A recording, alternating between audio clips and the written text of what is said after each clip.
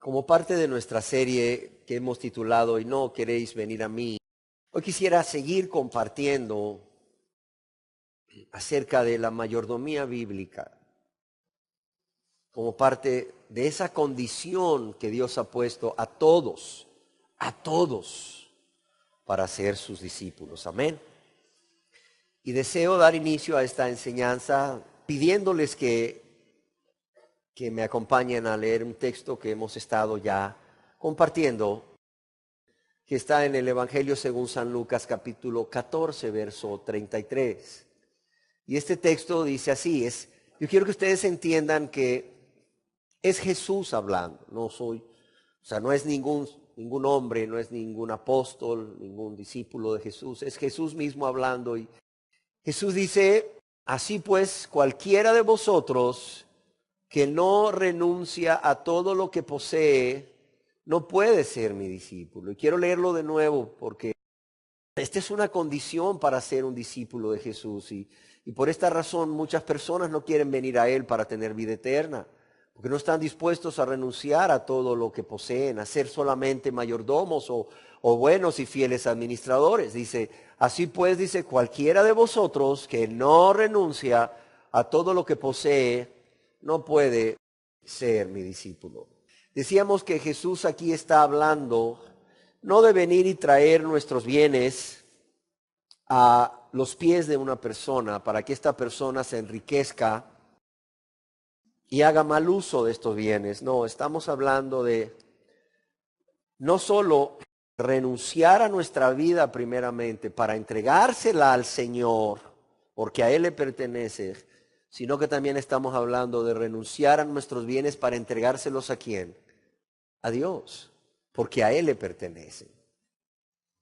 Y esto de renunciar a todo ello, de renunciar a nuestra vida, de renunciar a nuestros deseos, a nuestros bienes materiales, de renunciar a todo finalmente, para traerlo a los pies del Señor y ser meros administradores o mayordomos, es lo que decíamos en la Biblia se conoce como mayordomía bíblica. Y generalmente en el mundo religioso hablábamos, cuando se habla de mayordomía, las personas creen que solamente se trata de honrar a Dios con nuestros bienes, lo cual es parte de ello, pero mayordomía bíblica es más.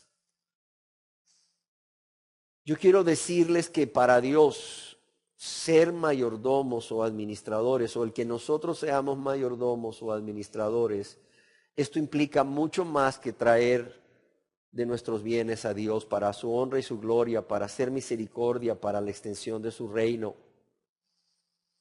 Implica en el diario vivir, reconocer que debemos ser buenos administradores o mayordomos en lo que respecta a nuestras vidas primeramente, a nuestros pensamientos, a nuestras palabras, a nuestros sentimientos, a nuestro cuerpo, aún ser buenos mayordomos de nuestro tiempo, de nuestros bienes. Yo quiero decirles que implica ser buenos mayordomos de nuestra relación matrimonial. Implica ser buenos mayordomos del sacerdocio que Dios nos ha llamado a ejercer como padres, como madres en nuestro hogar. Implica muchísimas y muchísimas cosas más que tristemente las personas no quieren aceptar. ¿Por qué? Porque de manera equivocada creen que es su vida, es su tiempo, es su cuerpo, es su dinero, cuando no es así. Nada es nuestro. Quiero recordarles lo que ya hemos venido hablando. Nada es nuestro y todo pertenece a Dios. ¿Por qué? Porque Él lo ha creado. Y todo lo que tenemos es porque Dios nos los ha dado. ¿Para qué? Para que lo administremos como buenos mayordomos. ¿Para qué? Para la honra y gloria de Dios y para beneficio de Dios. Decíamos algo muy importante, y es que el ser humano que aún vive una vida egoísta, de rebeldía, de práctica de pecado, que el ser humano sin Dios como su Señor y Salvador es el único ser creado por Dios, escúcheme, tristemente es el único ser creado por Dios que se resiste a creer esta verdad, que no es dueño de nada, solo un administrador. ¿Por qué razón? Bueno, por causa de su orgullo, por causa de su soberbia. Y es así como vemos al ser humano abusando de todo lo que Dios ha creado y lo ha dado para que le administre. Decíamos que mayordomía bíblica no solo es un acto puntual de dar, mayordomía bíblica es un estilo de vida, es un estilo de vida. Así como los esposos vivimos un estilo de vida, las esposas viven un estilo de vida, los padres y las madres viven un estilo de vida, es decir, una forma de vida. Cada día la mayordomía es igual. O sea, cada día tenemos que estar conscientes de que solamente somos mayordomos de todo y que debemos ser buenos y fieles mayordomos. Y es un estilo de vida en el que la persona reconoce y acepta primeramente el señorío de Jesucristo sobre su vida y trabaja guiado y dirigido por Dios, actuando como su instrumento en la administración de todo lo que a Dios le pertenece en la tierra, porque Él lo ha creado para beneficio de todos y cada uno de nosotros. Amén. Hablábamos entonces de lo primero que Dios nos va a demandar que demos cuentas como mayordomos es de nuestra vida. Antes de dar, tenemos que darnos. ¿Sí quedó claro, verdad? Segundo, si Dios demanda que seamos mayordomos o buenos mayordomos o fieles mayordomos de nuestra vida, esto implica que tenemos que ser buenos mayordomos de nuestros pensamientos. ¿De qué pensamientos dejamos entrar en nuestra mente o de qué pensamientos damos cabida en nuestra mente o albergamos en nuestra mente? Amén. Decíamos que pensamientos van a venir, el diablo va a traer pensamientos a nuestra mente para tentarnos, o del corazón de la persona también van a salir estos pensamientos como una tentación. Pero lo que realmente, o de lo que realmente Dios nos va a pedir cuentas como mayordomos, es qué pensamientos dejamos entrar o a qué pensamientos le dimos cabida en nuestra mente. Decíamos que Martín Lutero escribió: tú no puedes impedir, ¿verdad?, que los pájaros vuelen sobre tu cabeza, pero sí puedes impedir que hagan nido sobre tu cabeza. Así es lo mismo con nuestros pensamientos. No podemos impedir que los pensamientos vengan a nuestra cabeza, pero sí podemos impedir que los pensamientos sean albergados o se queden ahí en nuestra cabeza. Y una vez que los pensamientos logran permanecer en nuestra mente, esos pensamientos van a influenciar nuestras emociones, van a influenciar nuestro carácter y créame, van a influenciar nuestras decisiones o nuestros actos. Amén. El día de hoy, como parte de dar cuentas de nuestra mayordomía, no solo quiero hablar acerca de nuestra vida y de nuestro pensamiento, yo quiero hablar también de algo que las personas no están muy conscientes de ello y es el uso que le damos a nuestras palabras. Yo quiero hablar hoy de que como parte de dar cuentas de nuestra mayordomía, daremos cuentas a Dios de nuestras palabras. Y es por eso que yo quiero que me acompañen al Evangelio según San Mateo capítulo 12, verso 36, en donde leemos: mas yo os digo, y este es Jesús nuevamente hablando, mas yo os digo, ¿qué dice aquí? Que de toda palabra ociosa que hablen los hombres, de ella darán cuenta, ¿cuándo? En el día del juicio. O sea, necesitamos estar conscientes de que un día vamos a estar delante de la presencia de Dios y que muchas personas van a dar cuentas de las palabras que han salido de su boca. Y la razón por la cual quiero hablar de ello es porque, como decíamos, muchas personas no ponen atención de lo que hablan. Sin embargo, algunos han escrito: las palabras que salen de nuestra boca son un indicador de cuál es el estado del corazón.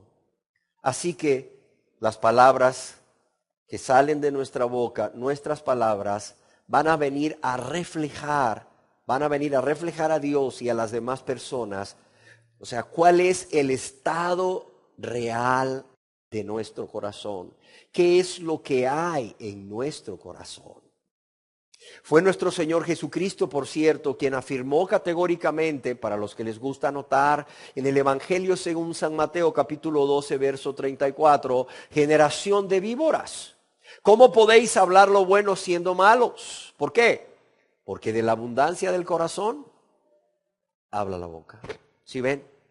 Nuestro Señor Jesucristo afirma esta verdad, que nuestras palabras, las palabras que salen de nuestra boca, son un fiel indicador del estado del corazón. Cuando Él dice, ¿cómo podéis hablar lo bueno siendo malos?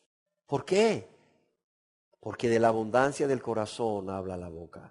Obviamente que las palabras en sí mismas no son buenas ni malas, sino que la clase de palabras, el significado que se les asigna y la intención del corazón son los elementos que hacen a las palabras que salen de nuestra boca como buenas o malas. Y lo voy a repetir. Son la clase de palabras, el significado que cada persona le da o le asigna y la intención del corazón con que se dicen los elementos que hacen que las palabras sean buenas o malas. Tal es el caso o algunos ejemplos de usar el nombre de Dios en vano. Yo quiero decirles que en nuestro medio, en nuestra cultura, es muy común usar el nombre de Dios en vano. Usted no se imagina cuántas personas están violando este mandamiento de la ley moral de Dios que dice no usarás el nombre de Jehová tu Dios en vano.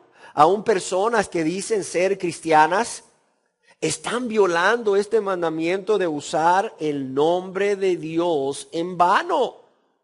Pecando contra Dios, pecando contra Dios. Ahora, quizás tú te preguntes, bueno, ¿cómo usamos el nombre de Dios en vano? Bueno, lo usamos mediante frases o dichos que incluyen el nombre de Dios, el nombre de Jesucristo o el Espíritu Santo, en aquellas pláticas que son vanas, en aquellas pláticas en donde se usa el nombre de Dios, ya sea el Padre, el Hijo o el Espíritu Santo, sin realmente aplicarlo a un propósito espiritual o de bendición espiritual para el que nos escucha.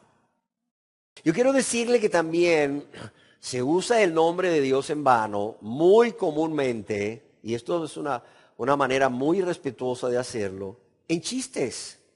Personas que no aman ni temen a Dios, tristemente, hacen chistes o dicen chistes utilizando el nombre de Dios. Pero también muchas personas están usando el nombre de Dios en vano a través de juramentos, especialmente cuando están mintiendo. Hay personas que dicen una mentira y no les creen. Y bueno, yo era uno de ellos que siendo niño y adolescente decía, por Diosito, por Diosito, decía. ¿Cuántos de aquí no lo hicimos? Por Diosito que es verdad. Eso fue un pecado. ¿Por qué? Porque esa fue una forma de usar el nombre de Dios en vano. Pero también hay muchas personas que están usando tristemente el nombre de Dios en vano, en forma irrespetuosa, para burlarse de Dios. Sí, hay personas que actualmente ni aman ni temen a Dios, que están usando el nombre de Dios en vano para burlarse de Dios, o lo que es peor, para maldecir a Dios, para maldecir a Dios. Pero también hay personas que están usando el nombre de Dios en vano para enriquecerse, o para manipular a otros para que realicen algo en favor de estos líderes religiosos. Pero también se utiliza el nombre de Dios en vano, y creo que ustedes lo han visto en nuestra ciudad, en rótulos de publicidad, en rótulos de publicidad que anuncian negocios o establecimientos con el nombre de Dios o con el nombre de Jesús o el Espíritu Santo. Una de ellas es Farmacia Jehová Rafa. ¿Qué quiere decir Jehová Rafa? Es el Señor que sana. Y ahí va uno y dice, Clínica Jehová Rafa, Farmacia Jehová Rafa. O Funeraria Espíritu Santo. ¿Dónde lo van a velar? En la Funeraria Espíritu Santo. ¿Sabes qué es eso? Es usar el nombre de Dios en vano. O sea, Dios no te lo va a contar como pecado porque tú estás diciendo el nombre de una funeraria. Pero los que están utilizando el nombre del Espíritu Santo, o sea, los dueños de la funeraria, sí están usando el nombre de Dios en vano. ¿Por qué? Porque está siendo usado de una manera vacía, de una manera vana, de una manera sin ningún propósito espiritual o de edificación espiritual a los que oyen. Pero yo quiero decirle que otros ejemplos del mal uso que se le da a las palabras hoy al hablar es, además de usar el nombre de Dios en vano, es a través de mentiras o engaños. A través de mentiras o engaños estamos dándole un muy mal uso a las palabras que salen de nuestra boca. O a través de palabras lisonjeras. ¿Cuántas veces las personas queriendo quedar bien con alguien hacen uso de la lisonja? ¿Y por qué esto es hacer un mal uso de las palabras que salen de nuestra boca si la otra persona se sintió bien? Porque generalmente las lisonjas son mentiras, son engaño, son engaño. Qué guapa se ve, ¿no? Una gordita con un vestido, y le digo con mucho respeto, apretadísimo, que parece salchicha. Nadie en su casa la amó y le dijo, oye, ¿para dónde vas así vestida con ese vestido, con esa minifalda, con este frío? Te vas a resfriar, además vas a hacer el ridículo. No, hombre, cámbiate por amor a Dios, por amor a tu alma, mujer. Cámbiate por amor a tu prójimo. No, hombre, ahí la ves y alguien le dice, ay, qué linda te ves, qué bella te ves. Mentira, lisonjas. Eso es ser muy mal mayordomo de nuestras palabras. Y lo digo con respeto, pero es una realidad. Ahora, ¿y qué decir de las palabras obscenas? Ay, la gente, cómo hace uso de las palabras obscenas. Vas en el taxi colectivo, vas en el bus, por donde vayas, siempre te vas a encontrar a alguien con aquellas palabras obscenas. Estás haciendo fila en el seguro social para esperar que te den una cita para una consulta o estás en farmacia haciendo fila para que te den un medicamento y nunca falta una o dos personas donde tú estás que está platicando con otro, haciendo uso de unas palabras obscenas o vulgares.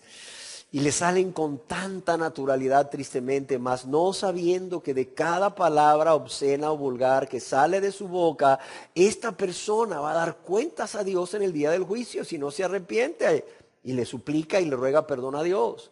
Y qué decir no solo de las palabras obscenas, de las palabras que usamos para degradar a otros, lastimándoles. Hoy le llaman bullying a esto. ¿Y qué de las palabras ásperas que salen de las bocas de las personas o palabras dichas sin respeto, sin cortesía, sin ninguna delicadeza o palabras que salen de la boca de las personas sin ninguna prudencia? Quiero decirles que otro ejemplo del mal uso que se le da a las palabras al hablar es a través de chistes picantes, como se les llama, o chistes rojos o chistes vulgares. Chistes con un fuerte contenido sexual, por cierto, pero también a través de palabras de hombres, como dice Dios en su palabra, que hieren como espadas. Esas palabras dichas no con amor, no con suavidad, no con ternura, sino con aspereza. Y no solo eso, ¿qué decir de los insultos? ¿Qué decir de los insultos? Oye, nada más tienes que salir a la calle y vas a ver cómo la gente hoy vive. Hoy la gente vive llena de amargura, la gente vive llena de violencia en su corazón. Y cómo con qué facilidad profieren insultos. Si es el conductor del bus, si es el conductor del taxi o el mismo conductor de los vehículos, para con otro conductor o para una persona que está tratando de cruzarse la calle. ¿Cómo hoy abundan los insultos? ¿Cómo abundan los insultos entre las parejas? ¿Cómo abundan los insultos entre padres e hijos, hijos y padres, entre los familiares y aún entre los amigos, disque amigos? ¿Cómo abundan los insultos hoy en día? También quiero decirles que otro ejemplo del mal uso que se le da a las palabras son hablar mal de otras personas o desacreditarlas.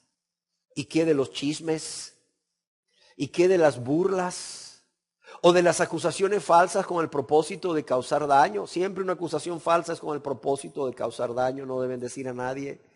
Amados y amadas, ¿de cuántas formas hoy en día millones de personas están haciendo un mal uso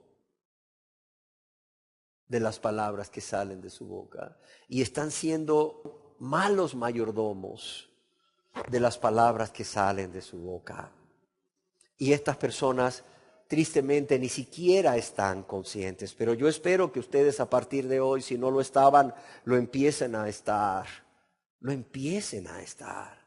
Ahora bien, si se nos va a pedir cuentas de nuestra mayordomía, ¿verdad?, de las palabras que hemos proferido, surge una pregunta: ¿cómo ser buenos mayordomos entonces? ¿Cómo ser buenos mayordomos de lo que hablamos o lo que decimos? Yo quiero decirles que Dios, en su gran amor, en su infinita misericordia, Él nos manda en su santa palabra, la Biblia, que para ser buenos mayordomos, primeramente nos detengamos a pensar antes de decir algo. ¿Cómo ven? Dios nos manda en su gran amor y en su infinita misericordia que para ser buenos mayordomos de las palabras que salen de nuestra boca, lo primero que debemos hacer es detenernos a pensar antes de decir algo. No importa el lugar, no importa las circunstancias. Ese detenernos a pensar antes de decir algo, y si en ese tiempo de detenernos a pensar antes de decir algo podemos orar a Dios suplicándole primeramente nos dé ese amor que no se irrita y que nos dé de esa paciencia y de ese dominio propio y de esa sabiduría divina para decir lo que vamos a decir y lo que conviene decir en ese momento. Yo creo que dejaríamos de lastimar a muchísimas personas, o muchísimas personas dejarían de ser lastimadas por palabras ásperas, palabras que salen de la boca de muchos y que hieren como espadas. En el libro de Proverbios, en el Proverbio capítulo 15, verso 28, leemos al respecto: el corazón del justo, ¿qué dice? Piensa para responder. Fíjese bien lo que dice Proverbios 15, 28 y deberíamos de memorizarlo. El corazón del justo piensa, se detiene. Piensa, ¿para qué? Para responder. Mas la boca de los impíos derrama malas cosas, es decir, salen de su boca malas cosas como si fuera un río, ¿verdad? Un río que va crecido.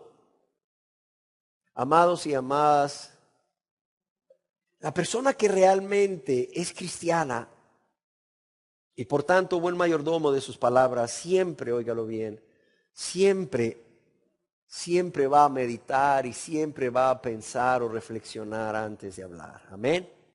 ¿Qué es lo segundo que Dios nos manda? Además de que nos detengamos a pensar antes de decir algo, si es posible orar a Dios en ese momento.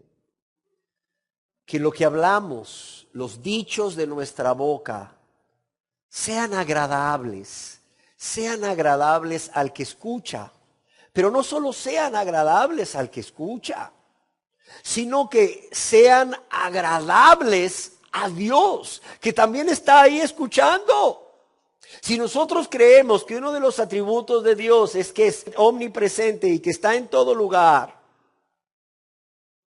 Yo creo que deberíamos de ser conscientes de ello, de modo que cuando hablamos o hablemos, lo que hablemos sea agradable no solo a la persona que está enfrente o a las personas que están enfrente de nosotros que nos escuchan, sino también a Dios, óigalo bien, que está ahí también escuchándonos. Y esto fue lo que quiso decir el salmista David cuando en su oración a Dios, en su salmo a Dios, él dice a Dios en el Salmo 19:14, sean gratos los dichos de mi boca delante de ti. O como lo traduce otra versión de la Biblia, que las palabras de mi boca sean de tu agrado. Oiga bien esta oración que sale del corazón de David. Que las palabras de mi boca, oh Señor, que las palabras de mi boca, oh Dios, sean de tu agrado. Porque Dios escucha todo lo que decimos. Y es algo que a la gente se le olvida, es algo que la gente no tiene en cuenta. ¿Qué más nos manda Dios para ser buenos mayordomos? En tercer lugar, que siempre pronunciemos o que nuestra conversación vaya acompañada de palabras de gratitud a Dios. Una vez escuché una anécdota que me pareció interesante. Un hombre fue llevado al cielo y fue introducido, ¿verdad?, a un gran salón donde había un gran cuarto y dijo, bueno, ¿y ese cuarto qué tiene ahí? ¿Qué guardan en ese cuarto? Que veo que por cierto está lleno. Bueno, en este cuarto guardamos todas las oraciones que se hacen a Dios pidiendo algo. Estaba lleno ese cuarto. No cabía una oración más a Dios ahí pidiéndole algo. Y luego había otro cuarto y decía, ¿qué hay en este cuarto? Que veo que está bastante lleno, pero menos lleno. Bueno, estas son todas las alabanzas que se han hecho a Dios. Y oiga, y este cuarto que está bien vacío, este cuarto que está bien vacío, en este cuarto guardamos todas las palabras de acción de gracias que han salido de los corazones de las personas que han recibido algo de parte de Dios. Y es que cómo las personas se olvidan de ser agradecidos. Si realmente queremos ser buenos mayordomos, Dios nos manda a que siempre recordemos no solo lo que Dios nos ha dado, sino que nos acordemos de darle gracias a Dios por lo que nos ha dado. Oiga, es que cuando yo recibí esto de Dios le di gracias. Oye, pero al mes te volviste a acordar. Oye, ¿qué te cuesta decirle gracias, Señor? ¿Cómo olvidar tu misericordia? ¿Cómo olvidar tu amor? ¿Cómo olvidar tu fidelidad? Gracias, Dios. ¿Sí me entiende? Gracias, Dios. El apóstol Pablo nos exhorta en su epístola a los Efesios, capítulo 5, verso 20, dando siempre gracias, ¿por qué? Por todo al Dios y Padre. Dando siempre gracias por todo al Dios y Padre. Y cuando digo gracias por todo, es por todo en verdad.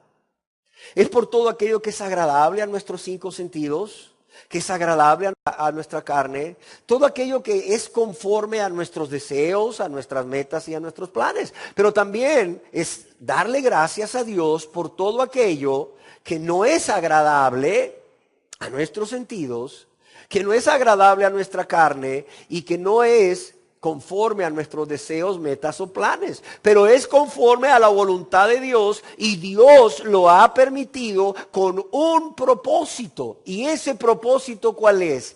El mayor bien de nuestras almas. Amén. Alguien escribió al respecto, cuando el Espíritu reina, hay gratitud a Dios. O cuando una persona anda en el Espíritu realmente, siempre va a haber gratitud a Dios. Va a haber un profundo de sentimiento, de aprecio y una espontánea expresión de ello. Y esto no es algo ocasional, sino continuo. Y dice, y no solo en las cosas placenteras, sino por todas. Y continúa diciendo el escritor, haz esto una norma. Da las gracias a Dios por todo lo que te sucede. ¿Por qué? Porque es cierto que sea cual sea la aparente calamidad que te sobreviene, si das gracias a Dios y lo alabas por ello, la tornas en una bendición. Amén. ¿Qué más nos manda Dios, amados y amadas, para ser buenos mayordomos? En cuarto lugar, no solo que hayan palabras de gratitud a Dios, sino palabras de alabanza a Dios. En la epístola del apóstol San Pablo a los Efesios, capítulo 5, verso 19, leemos al respecto, cantando y alabando al Señor en vuestros corazones. Cantando y alabando al Señor en vuestros corazones. Cuando una persona ha sido realmente regenerada, transformada, convertida o ha nacido de nuevo, no solamente se va a detener a pensar algo o se va a detener a pensar antes de decir algo y va a estar consciente de que Dios está ahí siempre y por tanto lo que va a decir pues, que sea agradable al que escucha y a Dios y siempre de manera continua va a estar dando gracias a Dios por todas sus bondades.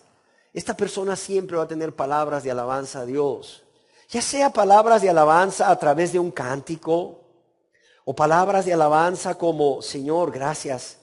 Señor, te alabo y te doy gracias por esto. Señor, te alabo y te doy gracias por esto otro. Esas son palabras de alabanza y por cierto también palabras de gratitud. Hay personas que tienen una muy buena memoria y que rápidamente se aprenden cantos. Y son personas que les gusta, no lo sé, mientras están haciendo los quehaceres de su hogar, estar alabando a Dios. O mientras están realizando un oficio, ¿verdad? Estar alabando a Dios. O si se le permite en su trabajo, ¿verdad? Sin distraer a otros, mientras está haciendo su trabajo, estar alabando a Dios. Hay personas que mientras transitan o se movilizan de un lugar a otro, van alabando a Dios. Y muchas veces no solamente tenemos que alabarlo en voz alta, muchas veces podemos alabar a Dios en nuestra mente. ¿Por qué? Porque Él conoce nuestros pensamientos, ¿sí o no? ¿Que no puedes alabarle cantando en voz alta? Pues ve alabándole con tus pensamientos a Dios, ve alabándole, ve cantándole o pronunciando frases que alaben su nombre, que glorifiquen su nombre. Yo no sé si ustedes saben, pero en la Biblia el mandato de alabar a Dios aparece más de 330 veces en toda la Biblia. Imagínense, el mandato de alabar a Dios de parte de su pueblo, aparece más de 330 veces en la Biblia. Ahora, quizás algunos de ustedes se preguntan, bueno, ¿y qué es alabar a Dios? Bueno, alabar a Dios es proclamar, expresar públicamente o en privado las virtudes de Dios. Es dirigirnos a Dios exaltando algunas de sus virtudes, como por ejemplo, dirigirnos a Dios exaltando su grandeza, dirigirnos a Dios exaltando su amor, su misericordia, dirigirnos a Dios exaltando su poder, dirigirnos a Dios exaltando su santidad. Pero también es dirigirnos a Dios con palabras que expresen a Dios cuán importante es Dios para nosotros y cuál es el valor que tiene Dios, ¿verdad?, en nuestras vidas y cuál es el sentimiento que tenemos acerca de Dios. Yo quiero decirle que cuando a Dios le decimos, te amo Dios, ahí estamos alabándolo. Te amo Dios. Ahora bien, es natural que cuando un corazón ha sido hecho nuevo, cuando un corazón ha sido transformado de un corazón de piedra egoísta a un corazón de carne, la alabanza y las acciones de gracia vayan juntas. Es muy natural que la persona, si no se sabe un canto, le diga, Señor, te alabo y te doy gracias por esto. Es más, en la mañana al despertar, Señor, te alabo y te doy gracias, Señor, porque en tu gran amor y misericordia me has permitido tener un día más. Señor, volteas a ver a tu esposa, a tu esposo que está ahí, ves que respira, está vivo, no se queja de nada, está sano. O está mejor si estaba enfermo. Señor, te alabo y te doy gracias por mi esposo, por mi esposa, por su vida. Y luego te vas levantando, despertando a cada uno de tus hijos. Señor, te alabo y te doy gracias por tu gran misericordia para con mi hijo. Pues un día más para mi hijo. Te alabo y te doy gracias por haberme dado este hijo, esta hija. Señor, ayúdame a dirigirlos en tu camino. Ayúdame a hacer un buen testimonio para ellos. Señor, conviértelos a ti si ya están en edad de convertirse a Dios. Mira, ahí vas, haciendo tu rutina diaria, mujer, haciendo tu rutina diaria, varón. Vas camino al trabajo. Llegas a tu trabajo, Señor, ahí el lugar donde llevas a cabo la labor y dices, gracias, Señor. Señor, te alabo y te doy gracias por tu gran amor y misericordia. Pues me permitiste que llegara con bien. Hijo, este tráfico estaba de locura. Llegué a tiempo. Yo creo que esa es una preocupación que todos tenemos en Tegucigalpa. Llegar a tiempo a donde vamos, ¿no? Llegar a tiempo en nuestros trabajos. Oye, aquí hay, las horas pico son terribles por todo lugar. Se están descongestionando un poco por las nuevas obras y espero que se descongestione más el tráfico cuando todas estas obras estén concluidas. Pero yo creo que para todos es una preocupación llegar a tiempo. Cuando llegas a tiempo dices, ¡ay, qué bueno que llegué a tiempo! Pero ahí nomás te quedaste. ¿Sí me entienden? Por decirte algo, ay, qué bueno que llegué a tiempo, ay, qué bueno que marqué antes de las 7, qué bueno que marqué antes de las 8, un minuto antes de las 8, ay, qué bueno, y te vas. No, gracias, Señor. Señor, te alabo, porque en tu fidelidad y gran amor permitiste que llegara un minuto antes de las 7, un minuto antes de las 8, y te doy gracias por haberme traído con bien, Señor. Me dice, no choqué con nadie, nadie me chocó, no atropellé a nadie, nadie me atropelló, Señor, aquí estoy. No sé si me explico, pero esto tiene mucho que ver con el corazón. Tiene mucho que ver con el corazón. Hay muchas formas, decíamos, así como hay 330 mandamientos para alabar a Dios, o el mandato de alabar a Dios aparece más de 330 veces en la Biblia. Hay muchas formas de alabar a Dios. Hay muchos momentos diarios. Diariamente Dios nos concede muchos momentos que son motivo para alabarle, para glorificarle. Y no tienes que decirlo en voz alta para que los demás te escuchen. No, en tu mente ahí, con tus pensamientos. Puedes alabarle y darle gracias. Amén. Alabar a Dios siempre, porque siempre habrán razones para alabar a Dios. Amén. Siempre en nuestra boca deben haber palabras de alabanza, porque siempre Dios en su gran amor nos da razones o nos da motivos para alabarle. Yo quiero decirle que lo hace con muchos aún sin merecerlo, sin merecerlo. De modo que, amados y amadas, cuando el corazón está alegre, debemos alabar a Dios. Pero cuando el corazón está triste, igual debemos alabar a Dios. Cuando se nos conceden los deseos de nuestro corazón, debemos alabar a Dios. Y cuando Dios en su gran amor no concede en ese momento los deseos de nuestro corazón, porque Él sabe que no es lo mejor para nosotros, pues igual debemos de alabar a Dios, ¿sí o no? En otras palabras, siempre debemos estar dispuestos a proferir palabras de alabanza a Dios. Y cuando digo siempre es en todo lugar y en toda circunstancia. Amén. Pero ¿qué otra cosa nos manda Dios para que seamos buenos mayordomos de nuestras palabras? Dios nos manda que seamos mansos, que seamos cordiales, que seamos amables, que seamos suaves al hablar, que seamos mansos, amables, suaves también al responder. ¿Por qué razón o motivo? La respuesta la encontramos en el libro de Proverbios capítulo 15, verso 1, en donde leemos la blanda respuesta, la mansa respuesta, la respuesta amable, la respuesta cortés, respetuosa. ¿Qué dice aquí? Quita la ira. quita la ira. Se necesitan dos para que haya un pleito. Sin embargo, la blanda respuesta quita la ira. Mire, más la palabra áspera, ¿qué dice? Hace subir el furor. ¿Sabe usted cuántos matrimonios no se hubieran terminado por la vía del divorcio o nada más la separación y el abandono de hogar si esta verdad hubiese sido una realidad? Y no estoy hablando de matrimonios de cristianos verdaderos, porque en el cristiano verdadero va a haber una blanda respuesta que quita la ira. Sino estoy hablando de matrimonios donde Dios no gobierna en sus vidas, donde Dios no es el Señor y Salvador, donde Jesús no es el Señor y Salvador. ¿Cuántos matrimonios terminaron porque no hubo una blanda respuesta, sino más bien la palabra áspera que hace subir el furor? ¿Y cómo se justifica la gente? Es que me provocó. Es que me provocó. Mire, si no me hubiera dicho eso, ¿cómo me lo dijo? Mire, yo le hubiera respondido, mire, con blanda respuesta. No. ¿Qué está diciendo Dios? Aunque te provoquen, ¿qué dice? Es más, con mayor razón, cuando venga alguien y te provoque, ¿cómo vamos a responder? Con una blanda respuesta, con una mansa respuesta, una cordial respuesta. Amén. Y es que como alguien escribió, el mejor medio de mantener la paz es a través del uso de palabras suaves. El mejor medio de mantener la paz es a través del uso de palabras amables, cordiales.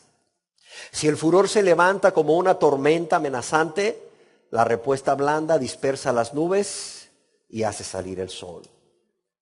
Además, las razones que no van acompañadas de esta mansedumbre nunca van a llegar a convencer a las personas, aunque nosotros tengamos la razón. Qué importante es esto. Y qué importante es esto, no solamente en el trato con nuestro cónyuge, esposo o esposa.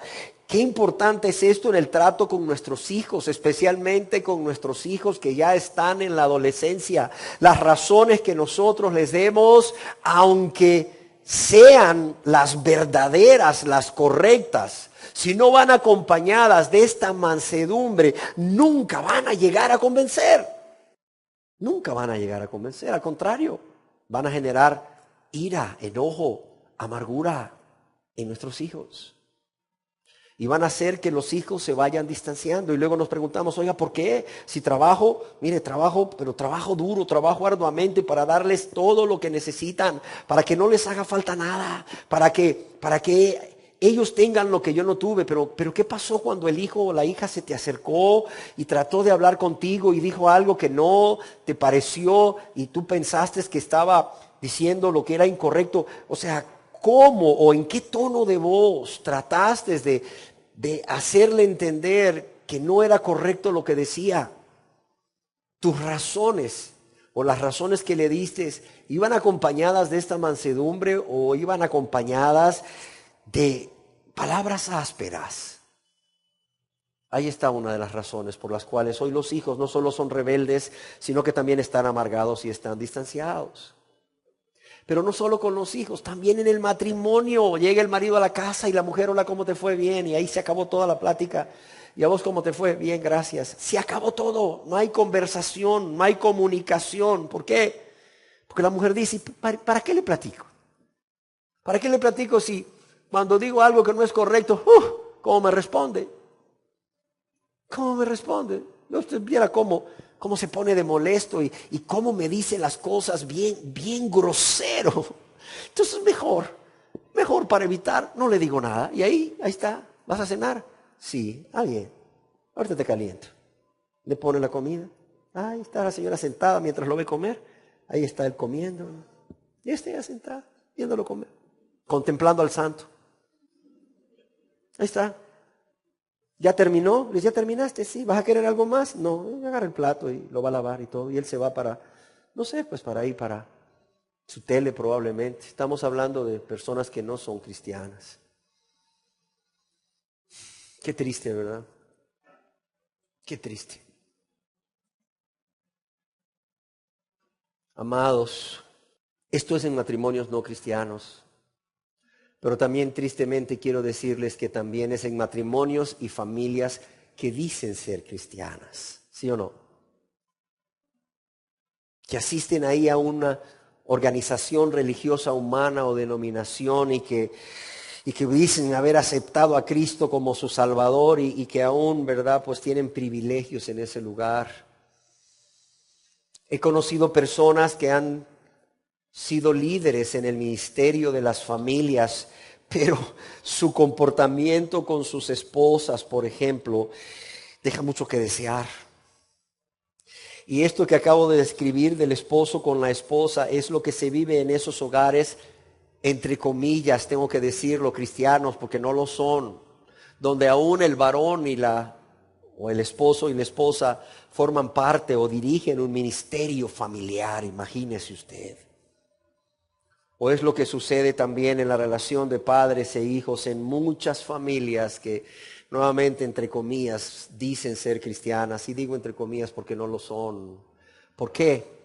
Porque el que es cristiano y el que es buen mayordomo de sus palabras,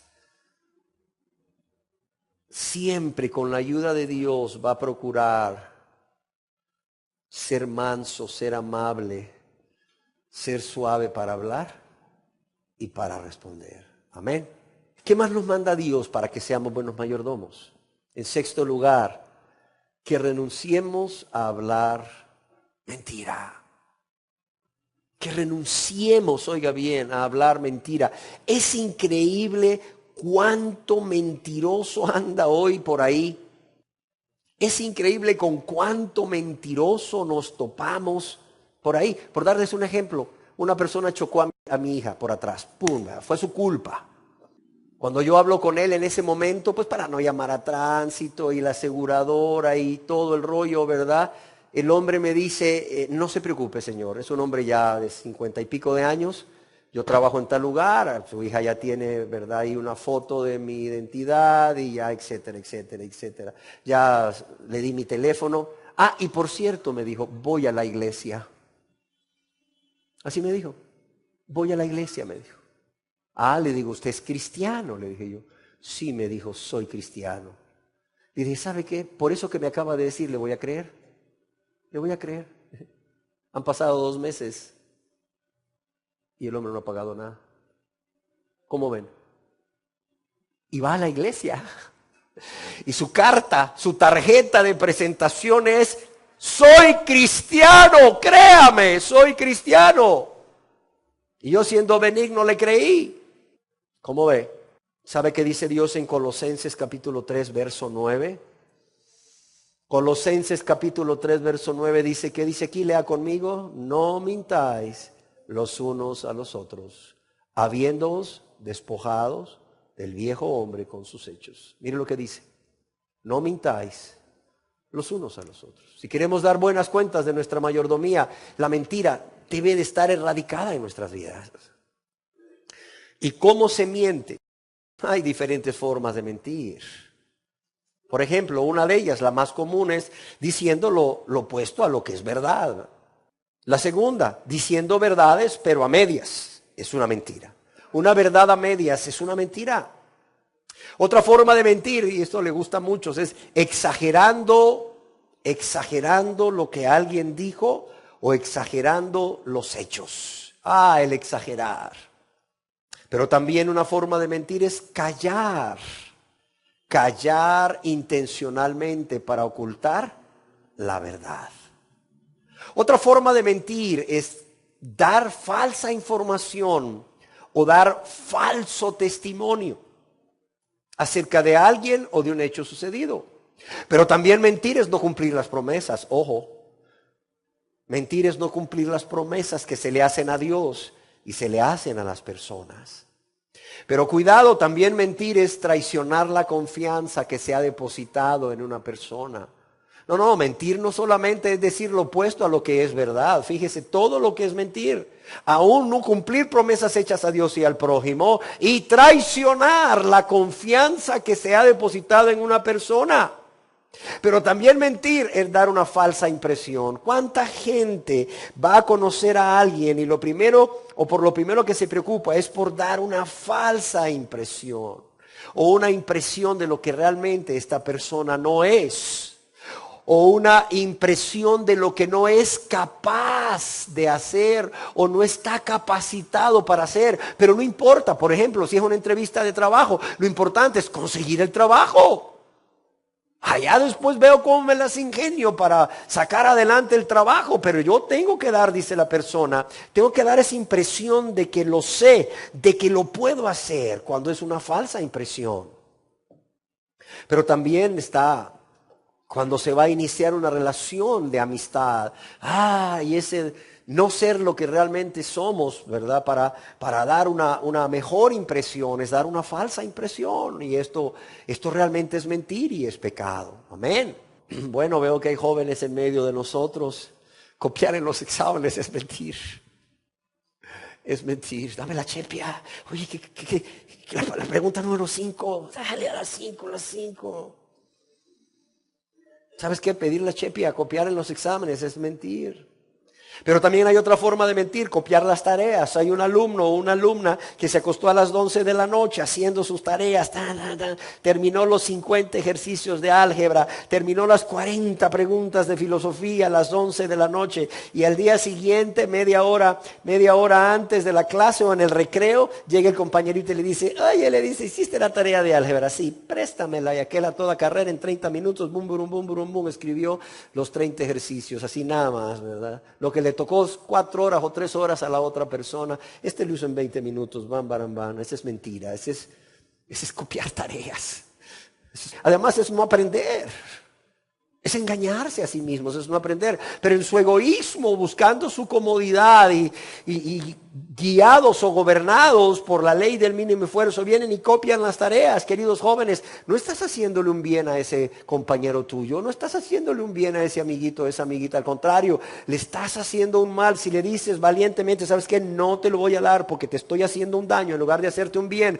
Esa persona, si nadie le da las tareas, si nadie le permite copiar las tareas, se va a tener que esforzar, y si no le entiende, va a ir a la casa de un compañerito que sí le entiende y le va a decir, ¿sabes qué? Ayúdame porque no le entiendo y quiero aprender. Lo vas a obligar a esforzarse, lo vas a amar. Cuidado, hay 1000 formas de mentir a todas las edades. Amén. ¿Sí está claro? Pero ¿qué más nos manda Dios? Dios nos manda, si queremos ser buenos mayordomos de lo que decimos, de nuestras palabras, a que no usemos palabras groseras ni ofensivas. A que no usemos palabras groseras ni ofensivas. ¿Saben qué? No se trata de la idiosincrasia. No se trata de que es que yo así soy, yo crecí en ese ambiente, es que los hondureños así somos, es más, algunos hasta dicen, es que yo soy folclórico para hablar. No, tú lo que eres es un buen impío para hablar, una buena impía para hablar. ¡Ay, qué folclórico! No, espérame. Ese es pecado, es impiedad. Eso es ser mal mayordomo de lo que nosotros hablamos o decimos. Dios, a través del apóstol Pablo, en su epístola a los Efesios, capítulo 4, verso 29, ¿qué dice aquí? A ver, lea conmigo, por favor. Dice, ninguna palabra corrompida salga de vuestra boca. Y repítalo, ninguna palabra corrompida salga de vuestra boca. Y ninguna es ninguna. Es que yo sí hablo, sí. Es que en el medio donde yo trabajo, ¿verdad? Así hablamos y así nos entendemos. No. Es que yo soy folclórico. Es que los de Santa Bárbara así hablamos. No, espera. Yo nací en Nicaragua y los nicaragüenses tienen la fama de que de cada 10 palabras que dicen, 9 son sucias, son malas palabras, ¿sí o no? Hasta la manera de saludarse. Ajá, hijo de tal por cual, ¿cómo estás, mi hermano? Y yo decía, es que así somos los nicaragüenses, decía yo. No, espérate. ¿Qué dice Dios? Ninguna palabra corrompida salga de vuestra boca, aunque seas nicaragüense. Así de sencillo. Ninguna palabra corrompida salga de vuestra boca. No es que no lo digo con el deseo de ofender. No, espérame. Esa palabra en sí no edifica. Esa palabra en sí ofende. Sí. Bueno, pues no lo digas, es palabra corrompida y ninguna palabra corrompida salga de vuestra boca. Padres que le dicen a sus hijos, no seas imbécil. Y yo le digo, oiga, ninguna palabra corrompida salga de vuestra boca. Oiga, pero imbécil está en el diccionario. Ah, claro que está en el diccionario. Pero porque está en el diccionario no quiere decir que no sea palabra corrompida. Decirle a una esposa o decirle a un esposo o decirle, no lo sé, a quien sea, ¡ay, no sea imbécil! ¿Sabes qué estás haciendo? Pecando contra Dios y tu prójimo. ¿Por qué? Porque Dios manda que ninguna palabra corrompida salga de vuestra boca. ¡Ay, qué bruto! ¡Qué bruto!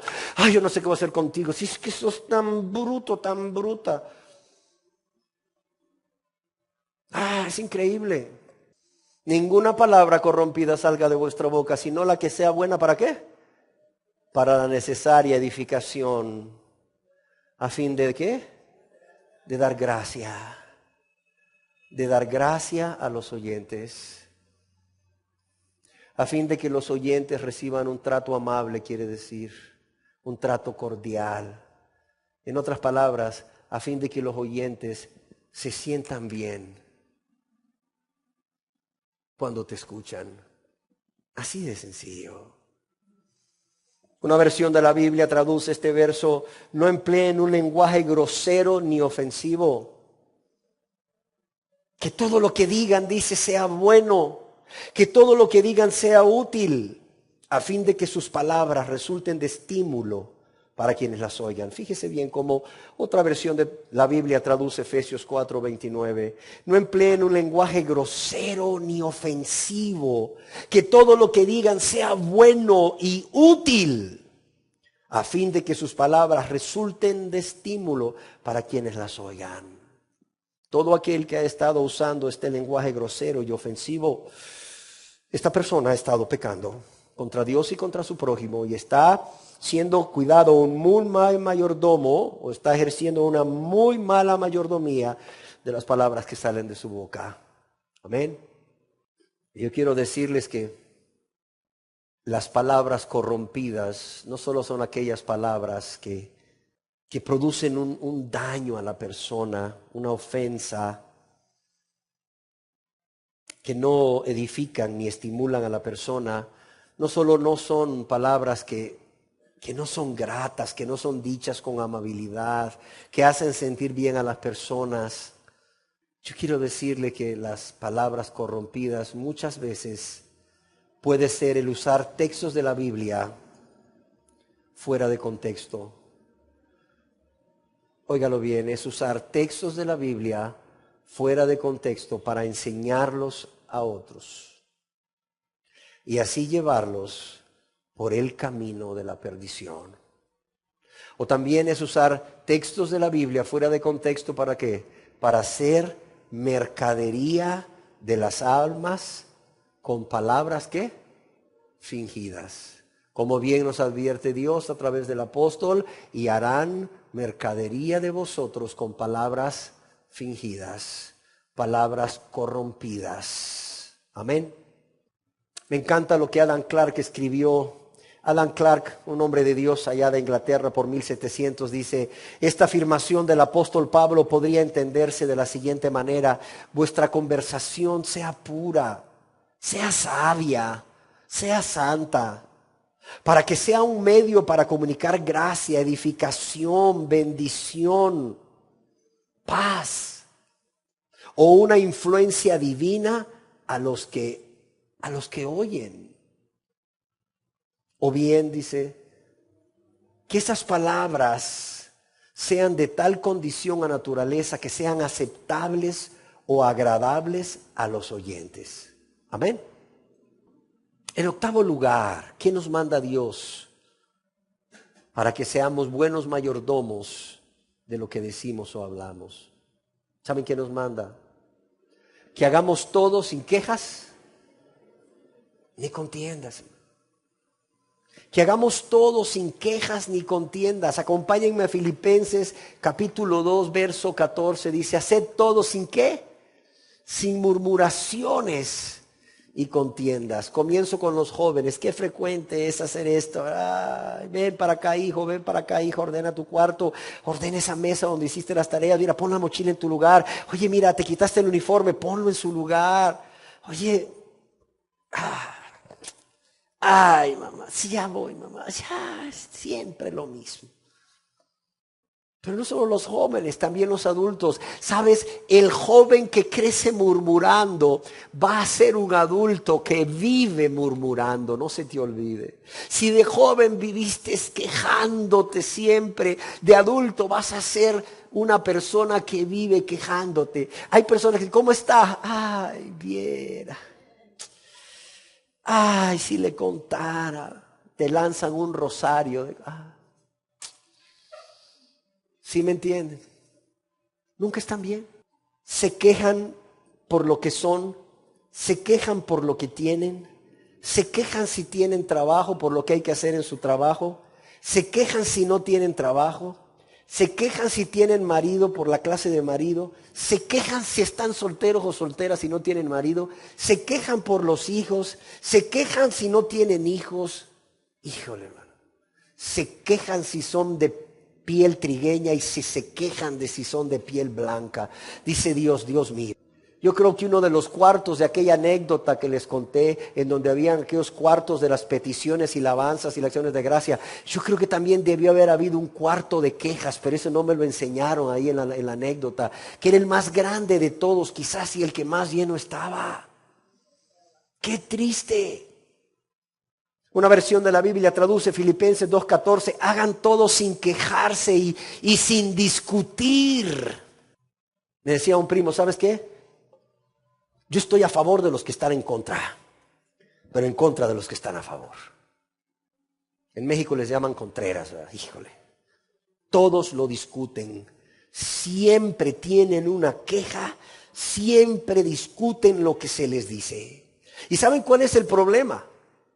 El problema es que esta queja no solamente es para con el ser humano, esta queja también va dirigida a Dios. Mira, el ser humano que se queja contra otro ser humano, que se queja por las circunstancias, ese ser humano también se va a quejar contra Dios. Yo quiero decirles que Dios nos manda que para ser buenos mayordomos no debería de haber en nuestro vocabulario una queja, un disgusto, un reclamo, una protesta por lo que somos, por lo que hacemos, por lo que tenemos y no tenemos, ni contra Dios ni contra nuestro prójimo, y menos contra Dios, como lo hace mucha gente, como una forma de rechazo a la voluntad de Dios, o como una forma de rechazar las circunstancias que Dios ha permitido que sucedan en nuestra vida, pero también al asignársenos una tarea para la honra y gloria de Dios y el beneficio de nuestro prójimo. Amén. Amén. Quejas, discusiones. ¿Cuántos tendrán que darle cuentas a Dios de su mala mayordomía por sus palabras? Porque su vida desde, no lo sé, preadolescentes, adolescentes y adultos estuvo llena de quejas y de discusiones, de quejas con Dios y quejas para con su prójimo. ¿Qué más nos manda Dios? En último lugar, quizás hayan muchas más cosas, pero en último lugar, noveno, ¿qué es lo que nos manda Dios en noveno lugar? Que en nuestro hablar siempre procuremos tratar de edificar a las demás personas, tratar de que las personas sean mejores a través de lo que nosotros les infundimos con nuestras palabras. Tratar de enseñar, tratar de animar a las demás personas, no con la sabiduría humana, no con la sabiduría carnal y diabólica, sino con la sabiduría que proviene de Dios, por medio de su palabra y su Santo Espíritu. Amén. En la epístola del apóstol San Pablo a los Colosenses, en el capítulo 3, verso 16, leemos al respecto lo siguiente. Primeramente, la palabra de Cristo mora en abundancia en vuestros corazones. ¿Por qué? Porque es la fuente de toda sabiduría. Y una vez que la palabra de Cristo mora en abundancia en ti, que esta palabra impregne tu manera de hablar, de modo que vivamos enseñándoos y exhortándoos, ¿qué? Unos a otros en toda sabiduría. Dice, enseñándoos y exhortándoos unos a otros en toda sabiduría. Yo quiero decirles que cada cristiano verdadero tiene la responsabilidad de compartir con otras personas, y esto incluye personas cristianas y no cristianas, todos aquellos conocimientos, toda aquella sabiduría que ha obtenido de la lectura, del estudio y de la meditación de la palabra de Dios. Es por esa razón, o es esa una de las razones por las cuales el cristiano verdadero ama leer la Biblia, ama estudiar la Biblia y meditar la Biblia, y por tanto dedica tiempo cada día a leer la Biblia, estudiar la Biblia y meditarla. Porque no solamente es un medio a través del cual Dios le habla, sino que de ahí puede obtener sabiduría, conocimiento, palabra. ¿Para qué? Para hablar con los demás. Para hablar con los demás siendo de edificación, siendo de bendición. Amén. Pero no solamente debe de compartir con estas personas los conocimientos y la sabiduría que ha adquirido a través de la palabra para bendecir a esta gente desde el punto de vista de animarle, apoyarle o solidarizarse con él o con ella en un momento de dificultad, sino que también animar y estimular a las personas con fundamentos bíblicos a buscar a Dios y a convertirse a Dios si estas personas no se han convertido. Y si no se ha convertido, a tomar la Biblia, que ha leído tanto, que ha meditado tanto y ha estudiado tanto, y tomando la Biblia, mostrarle todos aquellos versos donde Dios manda a esta persona no convertida que se arrepienta y confíe en Jesús como su único y suficiente Salvador. Porque si no, habrán consecuencias en su vida, amén.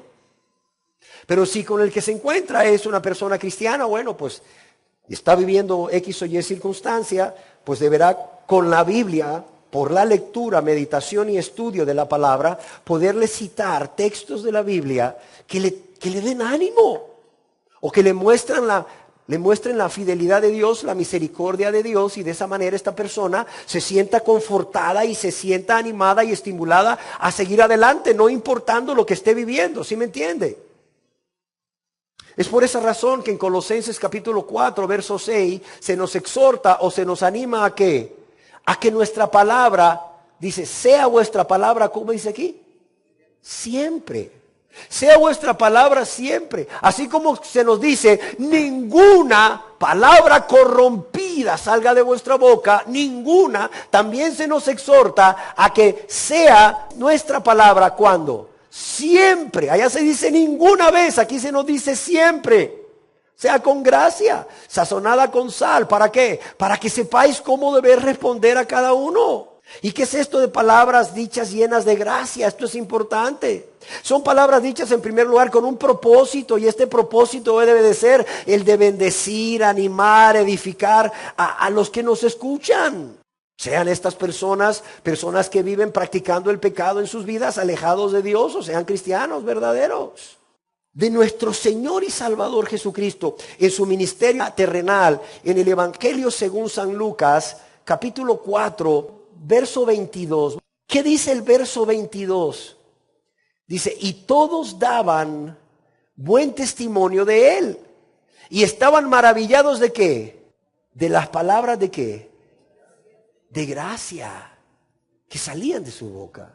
Lo mismo debe ser con el verdadero creyente. La gente no solo debe dar testimonio de él o de ella, deben estar maravillados de las palabras de gracia que salen de su boca. ¿Sí queda claro? No solo deben de ser palabras dichas con propósito, sino deben ser las palabras adecuadas para la ocasión. Palabras, además de ser las adecuadas o apropiadas para la ocasión, palabras dichas con amor, amablemente, oiga, con humildad, pero también deben de ser dichas con sinceridad. Ya hablamos que la mentira y la hipocresía, el engaño, el fraude, es hacer mal uso de nuestra mayordomía. Por eso es que la palabra debe ser llena de gracia, debe ser con humildad, con sinceridad y con respeto. Pero también, ojo, esto no le quita que la palabra llena de gracia sea una palabra con autoridad, tal y como lo hacía nuestro Señor Jesucristo. Y podemos ver a nuestro Señor Jesucristo hablando esas palabras llenas de gracia que salían de su boca, pero también hablando con autoridad en el Santo Evangelio según San Juan, capítulo 7, verso 43 al 46. Dice, hubo entonces disensión entre la gente, es decir, entre los judíos a causa de Jesús, a causa de él.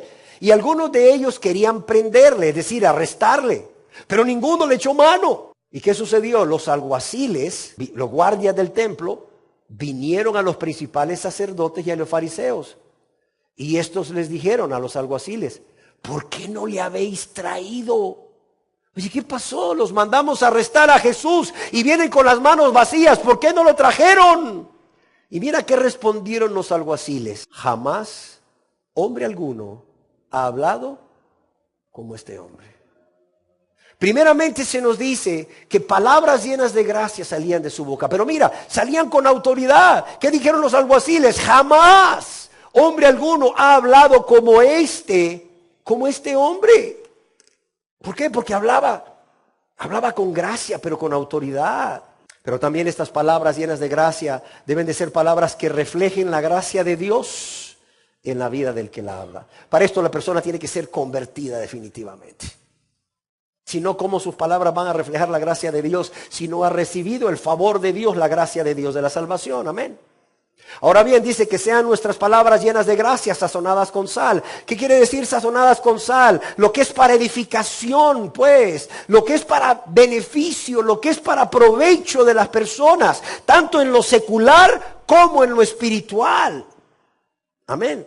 Si la persona no es convertida y tiene una necesidad de ser instruido en su labor, en su trabajo, hazlo y hazlo bien, hazlo con amor, hazlo con respeto, hazlo con amabilidad. Pero si se trata de lo espiritual, si la persona no es convertida, anímale a esa persona a examinarse a sí mismo o a sí misma para ver su verdadera condición espiritual delante de Dios. Anímale a qué, úrgele a arrepentirse, es decir, apartarse del mal, del pecado, del mundo y del gobierno de Satanás. ¿Para qué? Para convertirse a Dios. Y si la persona con la que hablas es un creyente, las palabras sazonadas con sal que salgan de nuestra boca van a ser palabras que preserven o guarden al creyente del mal, del pecado. Pero a la vez le instruyan, le edifiquen y lo estimulen ¿a qué? A buscar cuál es la voluntad de Dios para su vida cada día y en todo lugar y en cada circunstancia. Y también le estimulen o le animen a correr la carrera que tiene por delante, puestos los ojos en Jesús y no en las personas y no en las circunstancias que les rodean. Así como estimularlos y animarlos a poner la mano en el arado y no mirar atrás. Yo quiero decirles que si esto se aplica a todo creyente, a todo cristiano, ¿cuánto más no debe de ser esta una realidad en la vida, en las conversaciones y en los sermones? En los sermones de todos aquellos que estamos detrás de un púlpito o en cualquier otro lugar como ministros de la palabra de Dios. Amén. No en vano el apóstol Pablo escribió a su hijo en la fe, Timoteo, en primera de Timoteo, capítulo 4, verso 16. Ten cuidado de ti mismo. ¿Y de qué más? De la doctrina. Ten cuidado de ti mismo, le dice, y de la doctrina. Y no solo eso le dice, persiste en ello. Haz esto de manera perseverante, continua. Pues haciendo esto, ¿qué dice? Te salvarás a ti mismo y a los que te oyeren. ¿Sí o no? Y en segunda de Timoteo capítulo 2 verso 15, ¿qué le dice nuevamente el apóstol Pablo, que ya está por morir, a Timoteo? Le dice en segunda de Timoteo capítulo 2 verso 15 y 16, le dice: procura con diligencia, fíjate bien, con esmero, con prontitud, con esfuerzo, presentarte a Dios aprobado. ¿Cómo? Como obrero que no tiene de qué avergonzarse. ¿Y qué dice aquí? Que usa bien la palabra de qué? De verdad. Que usa bien, que traza bien la palabra de verdad. Y mire lo que dice el verso 16. Mas evita ¿qué? Profanas y vanas palabrerías, porque conducirán más y más a la impiedad. Yo quiero decirles que esas vanas palabrerías o profanas palabrerías no solamente son herejías destructoras que se predican desde el púlpito, herejías destructoras que no llevan a nadie a la salvación, sino por el contrario a la condenación, sino también es predicar o enseñar la palabra de Dios de manera irreverente o irrespetuosa, al dedicarse a entretener a las personas actuando como un comediante. Óigalo bien. Es predicar o enseñar la palabra de Dios de manera irreverente o irrespetuosa al dedicarse a entretener a las personas como un comediante, o al tratar de animarlos con charlas de motivación personal. Y todo esto con el propósito de que no suceda lo que tristemente escribiera Carlos Spurgeon allá por 1800 en Inglaterra, cuando escribió: vendrá un tiempo cuando en lugar de tener pastores alimentando a las ovejas, las iglesias tendrán payasos entreteniendo a las cabras. Óigalo bien. Carlos Spurgeon, 1880 quizás, no lo sé.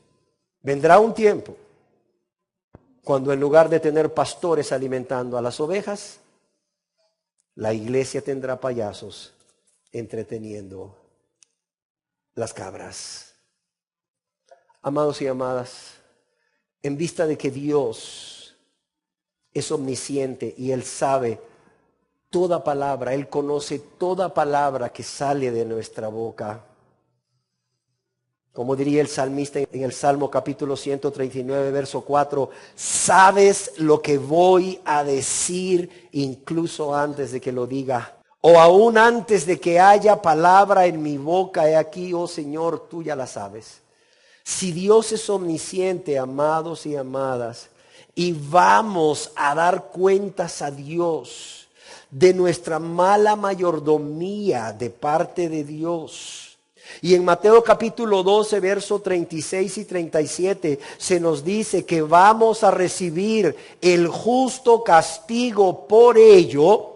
Cuando se nos dice, oiga bien, mas yo os digo que de toda palabra ociosa que hablen los hombres, de ella darán cuentas en el día del juicio, porque por tus palabras serán justificado y por tus palabras serás condenado.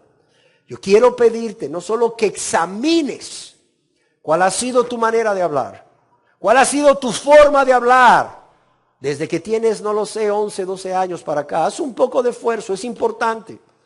¿Sabes por qué es importante? Porque ya lo vimos, vamos a dar cuenta de nuestra mayordomía, de nuestras palabras, cómo usamos nuestras palabras, qué palabras salieron de nuestra boca. Y vamos a hacer, ¿qué dice aquí la palabra de Dios? O qué dice Jesús mismo en su palabra, que vamos a dar cuentas, dice.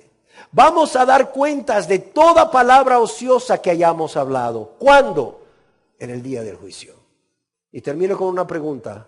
¿Estás listo para presentarte hoy ante Dios si te tocara a dar cuenta de tu mayordomía? ¿Estás listo? Si hoy te tocara presentarte ante Dios para dar cuenta de tu mayordomía, de tus palabras. Un favor, una tarea para toda la semana. No solo medita en cómo has sido mayordomo de tu vida, qué uso le has dado a tu vida, sino que también medita cómo has sido mayordomo de tus pensamientos, qué pensamientos has dejado anidar en tu mente. Pero también medita en qué palabras han salido de tu boca. Seguro estoy que si le pides a Dios ayuda, Él te va a recordar muchas palabras que han salido de tu boca y contra quién han salido. Y espero que esto te lleven a sentir vergüenza, pero no solo sentir vergüenza, sino también a sentir tristeza. Una tristeza delante de Dios y una vergüenza delante de Dios, pero también una vergüenza y una tristeza delante de tu prójimo. Y esto te lleve a tomar dos decisiones. La primera, no más. Ya no más seguirlo haciendo. Ya no más seguir hablando esto. Y segundo, pedir perdón a Dios primeramente y a tu prójimo. Amén.